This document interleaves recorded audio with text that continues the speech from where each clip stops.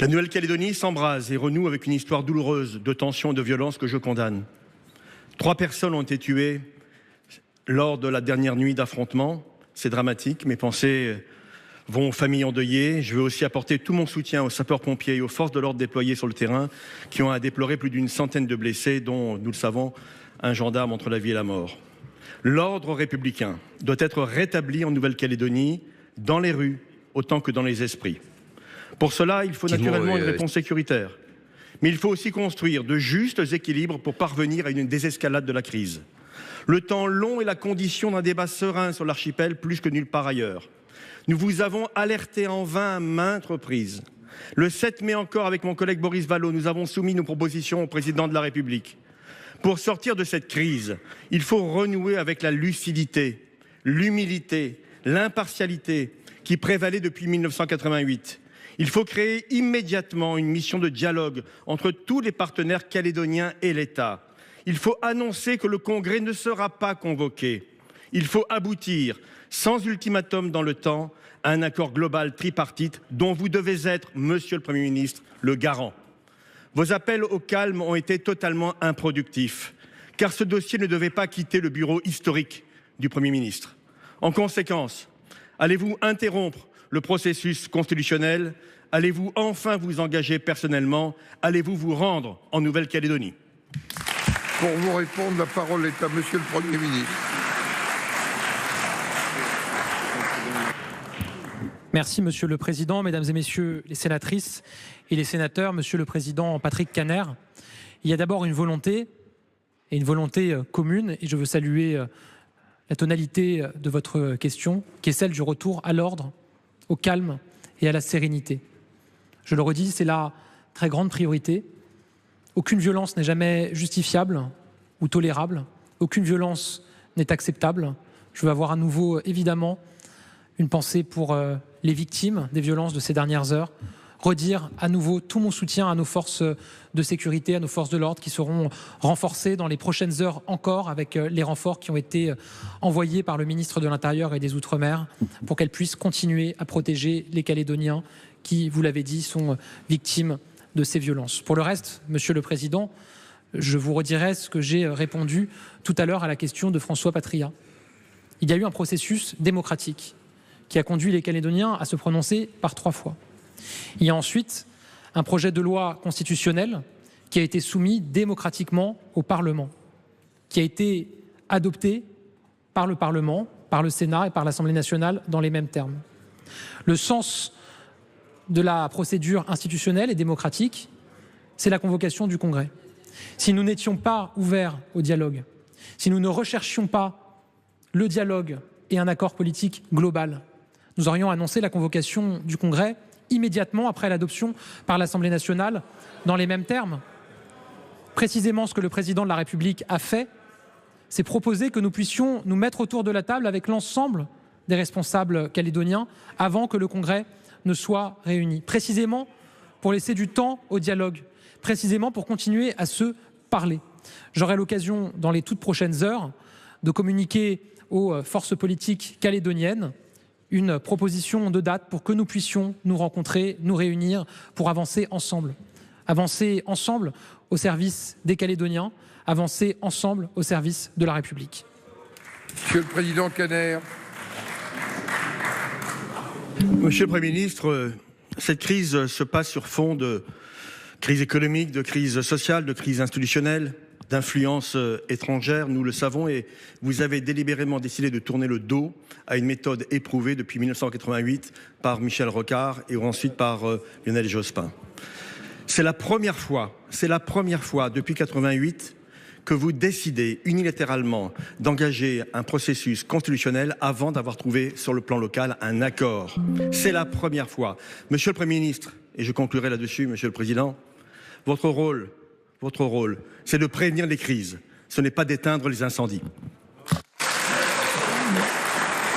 La parole est à Madame la Présidente Cécile Cukierman pour le groupe communiste républicain citoyen et écologiste Kanaki. Vous avez la parole. Monsieur le Président, Monsieur le Premier ministre, mes chers collègues, je souhaite associer à cette question d'actualité notre collègue Robert Rowie, retenus en Nouvelle-Calédonie. Comment ne pas constater, Monsieur le Premier ministre, que votre jusqu'au-boutisme et celui du Président de la République a plongé la Nouvelle-Calédonie dans une crise profonde, marquée par la violence. On dénombre déjà des centaines de blessés, dont un gendarme très grièvement. 3 manifestants ont déjà été tués. C'est terrible. Il faut que cela s'arrête. J'apporte au nom de mon groupe toutes nos condoléances à leurs familles. Cet acharnement a conduit à l'adoption à marche forcée du projet de loi qui remet en cause le processus de décolonisation issu des accords Nouméa en actant le dégel du corps électoral. En faisant cela, vous avez permis de faire vaciller la paix civile. Cessez donc vos éléments de langage. Vous saviez qu'en poussant l'Assemblée nationale au vote du texte, véritable victoire à la Pyrrhus, vous fermiez la porte au dialogue.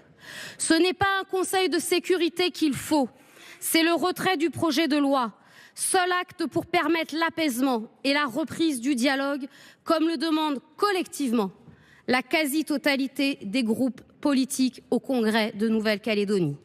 Il y a 1 heure, l'état d'urgence a été annoncé. Cette décision signifie la faillite de votre politique. Je l'affirme solennellement, c'est une faute lourde, démocratique, d'avoir recours à l'état d'urgence pour imposer un projet de loi de surcroît constitutionnel. Monsieur le Premier ministre, vous devez stopper cet engrenage. Allez-vous retirer le projet de loi constitutionnel? Pour vous répondre, la parole est à Monsieur le Premier ministre.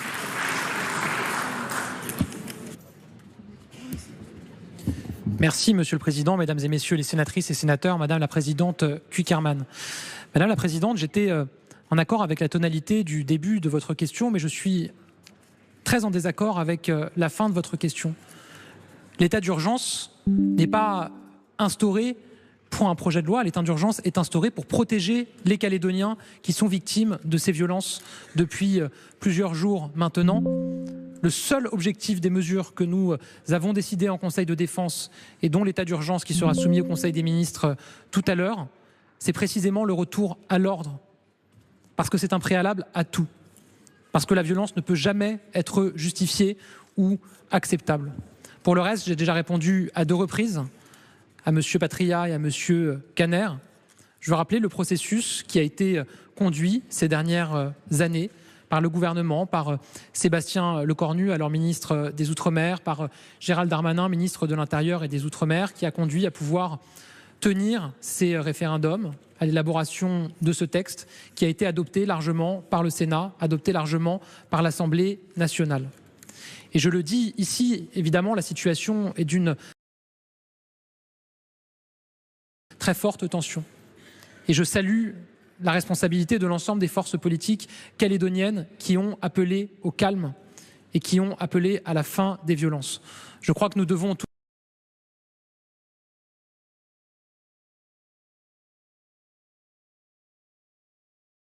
et tous, et c'est ce que je veux retenir des différentes interventions, nous hisser à cette hauteur-là et à cette très grande responsabilité dont font preuve les forces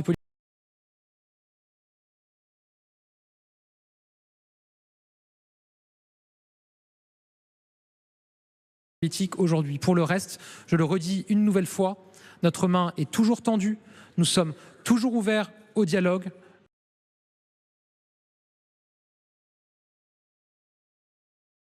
Je souhaite évidemment que la rencontre avec les forces politiques calédoniennes que nous avons proposée puisse se tenir très rapidement. Madame la Présidente. Monsieur le Premier ministre, le dialogue ne se décrète pas ni il s'impose. Il se construit dans le respect des forces en présence. Avec la méthode qui a été la vôtre, vous avez attisé le feu. Il est temps maintenant de l'éteindre et de reprendre sur de nouvelles bases la construction d'un avenir meilleur pour le peuple kanak comme pour la République française. La parole est à Cukierman, donc, qui interpellait le Premier ministre. Et pendant que le Premier ministre s'exprimait, général Chauvency, on apprenait que le gendarme blessé est décédé, ce qui monte le bilan à 4 morts, dont un gendarme donc. Il a été blessé par balle, ce gendarme. Ça vient tout juste d'être confirmé. C'est vrai que ce bilan, enfin, c'est la 2e nuit de violence. C'est ça aussi l'inquiétude majeure, notamment pour le gouvernement. Je dirais que quand des forces de sécurité sont frappés, je dirais, sont visés par des balles. Et pas uniquement par des cailloux, oserais-je dire. Nous sommes dans une situation, non pas de guerre civile, c'est un terme trop fort à mon avis, mais où l'ordre doit être restauré par les forces de sécurité. Parce que dès lors qu'on utilise des armes à feu, quand on utilise des armes à feu, et là, le problème, c'est que quand vous avez un gendarme mobile qui est tué, ça donne une dimension supérieure à tout ce qui se passe aujourd'hui. C'est-à-dire qu'on agresse volontairement des représentants de la République en Nouvelle-Calédonie. Comment voulez-vous que le gouvernement ne puisse pas réagir avec force et vigueur, je dirais, face à ce déchaînement de violence? Et je répète ce que j'ai dit tout à l'heure, je ne suis pas convaincu que ce soit des indépendantistes ou autres qui ont fait cela. Je dis simplement que c'est des petits voyous.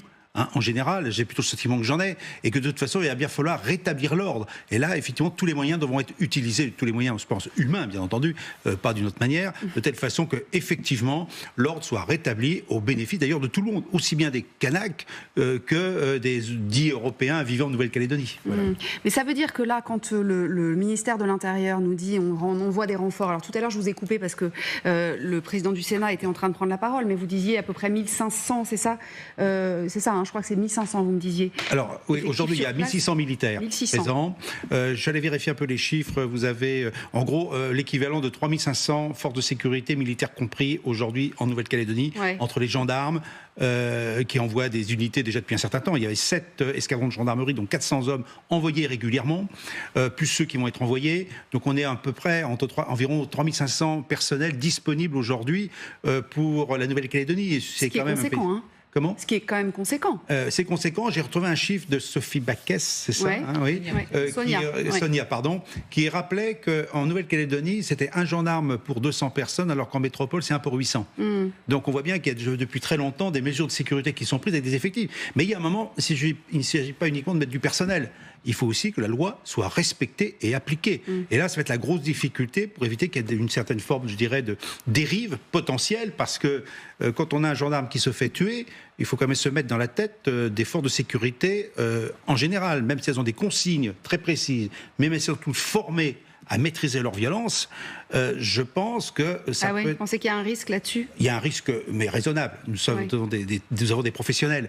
D'ailleurs, j'ai regardé, vous avez 30% des gendarmes en Nouvelle-Calédonie qui sont calédoniens, déjà pour commencer, et 95-90% des policiers. Donc ce sont des locaux, oserais-je dire. Donc ils savent comment prendre les gens, ça c'est important. On est dans le relationnel, on parlait de communication interculturelle tout à l'heure. C'est exactement ça, c'est savoir comment prendre les gens. Mais là, on arrive à un rapport de force. On envisage, Léonard, on envisage éventuellement du côté de l'intérieur de réorganiser encore un voyage du côté vers Nouméa, ou c'est pas encore à l'heure du jour ? Pour l'instant, c'est trop tôt pour le dire. En tout cas, on n'a pas ce signal-là qui nous vient de l'intérieur.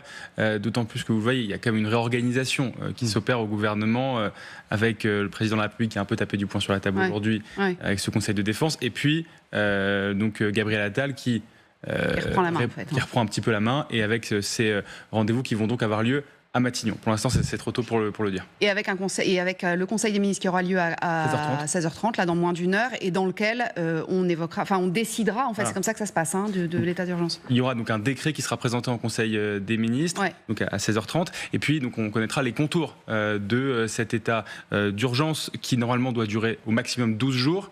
S'il est prolongé, il doit être adopté par l'Assemblée nationale. Donc on connaîtra les contours. L'état d'urgence, ça permet notamment l'interdiction de manifester ou de circuler si c'est estimé nécessaire, des réquisitions facilitées, des assignations à résidence notamment aussi. Mais c'est intéressant ce que vous disiez, puisque le respect de la loi, en fait, il y a des couvre-feux déjà aujourd'hui qui ont été décrétés. Sonia Baquès nous disait tout à l'heure, certains ne respectent pas ce couvre-feu. Donc qu'est-ce qui nous dit que ces assignations à résidence vont être respectés.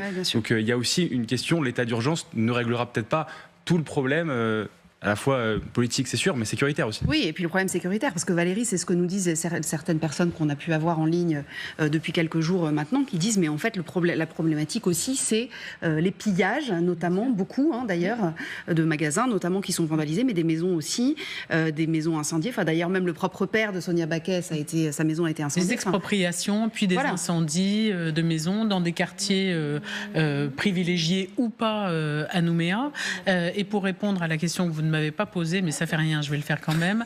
Je ne crois pas du tout à une visite d'un ministre, que cela soit Gérald Darmanin, Gabriel Attal, tout de suite, parce que l'urgence n'est pas de protéger un déplacement ministériel, mais de rétablir, restaurer l'ordre, comme le disait le général.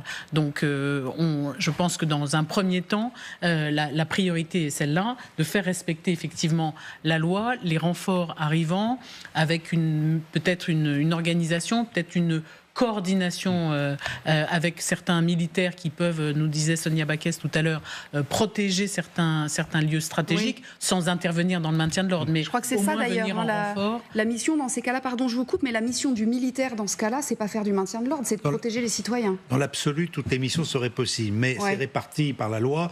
Première catégorie, policiers gendarmes, gendarmes mobiles deuxième catégorie, militaires troisième catégorie. Et qui va permettre de distinguer les missions. La mission effectivement de protection des sites sensibles, sinon de la population, oui c'est troisième catégorie. Ça évite pour les militaires d'être en maintien de l'ordre. Parce qu'on sait comment ça peut se terminer quand même. Oui, on n'est pas habitué finalement à recevoir des cailloux. Le symbole est peu important. Ensuite, il y a le symbole aussi. Donc, c'est finalement dégager des effectifs de police et de gendarmerie pour assurer les missions de restauration de l'ordre ou de maintien de l'ordre. Et donc, c'est les militaires qui pourraient assurer ça. On le redécouvre depuis quelques années. On l'a redécouvert avec les Gilets jaunes. C'était quand même mis à l'écart. Aujourd'hui, on dit, bah oui, on n'a pas tant de personnel que ça. Qu'est-ce qu'on a sous la main ? Eh ben, les militaires peuvent contribuer à la sécurité des citoyens. Je pense qu'à côté de cette réponse sécuritaire qui évidemment est imposée par l'actualité avec la mort du gendarme, il faudra probablement qu'il y ait un dialogue, y compris d'ailleurs entre les services de l'État sur place, je pense aux commissaires, aux élus locaux, et puis la communauté kanak, parce qu'on est quand même dans des sociétés, je le dis pour les téléspectateurs, parce que les provinces kanak ont un droit différent des Caldoches, c'est quand même une organisation qui reste extrêmement tribale, donc il y a aussi des vecteurs, même si le général avait raison de dire que l'influence des anciens s'est certainement réduite sur les jeunes. Il y a quand même aussi moyen d'apaiser leur comportement en s'adressant directement à leurs aînés. Je pense que c'est important parce que le gouvernement joue sur une corde qui est très délicate. Il faut bien sûr rétablir l'ordre, mais il ne faut pas non plus qu'un rétablissement de l'ordre trop dur, justement, provoque de nouveaux incidents et qu'on s'engage dans un processus qui ressemblerait pour le coup à ce qu'on connaît de la guerre anticoloniale, hein, c'est-à-dire plus de manifestants tués, donc qui galvanisent les autres, etc.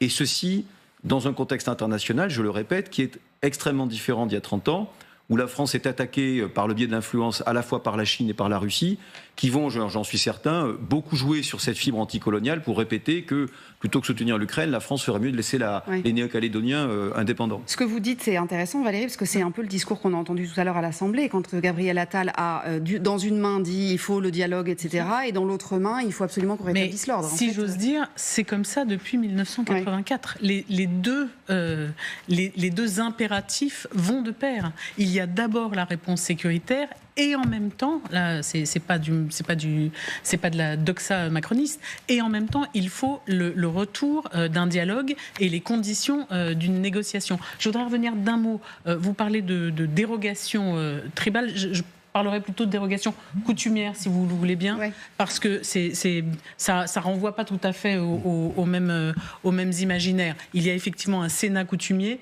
qui est très important et qui est très écouté par un certain nombre d'institutions. Là, ce qu'on va voir, c'est l'importance de la politique. Est-ce que le fait que le dialogue